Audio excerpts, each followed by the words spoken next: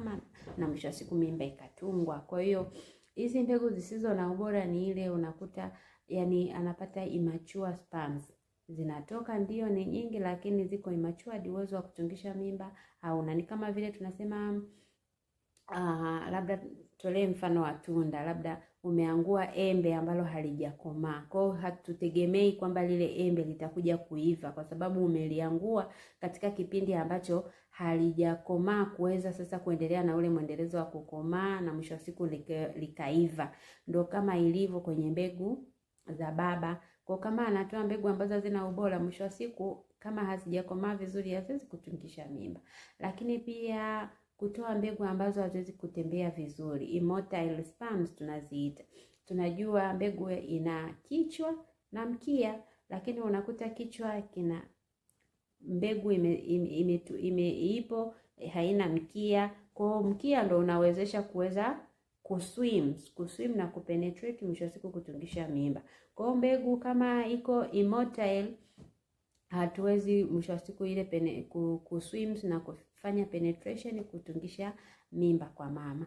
Lakini pia tunasema low sperm count, ambao ni uhaba wa mbegu za kiume kwa wanaume. Hiyo ni changamoto kubwa sana ambao wanaume wanayo.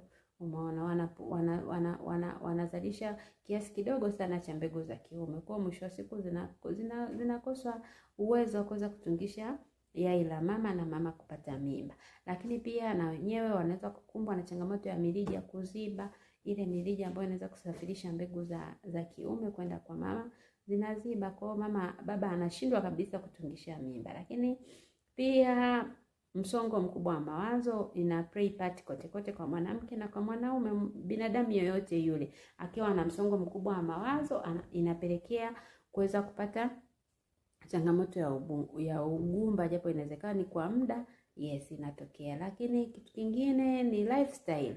Pia kwa wanaume wanakuwa affected na lifestyle, uvutaji wa sigara, unywaji wa pombe uliokithiri, kuishi kwenye mazingira ambayo ni ya mionzi sana, inapelekea sana baba kutoweza kutungisha mimba. Lakini pia kufanya kazi kwenye mazingira ambayo yenye joto kali sana, pia na yenyewe ni sababu mojawapo ambayo inachangia kuweza kuharibu zile mbegu za kiume na kutoweza kutungisha mimba. Kwa hiyo tunaona hayo ni mambo kadhaa ambayo yanapelekea wote, kwa baba na kwa mama, kutokuweza kushika au kutungisha ama kushika ujauzito. Kwa vitu kama hivyo vinachangia.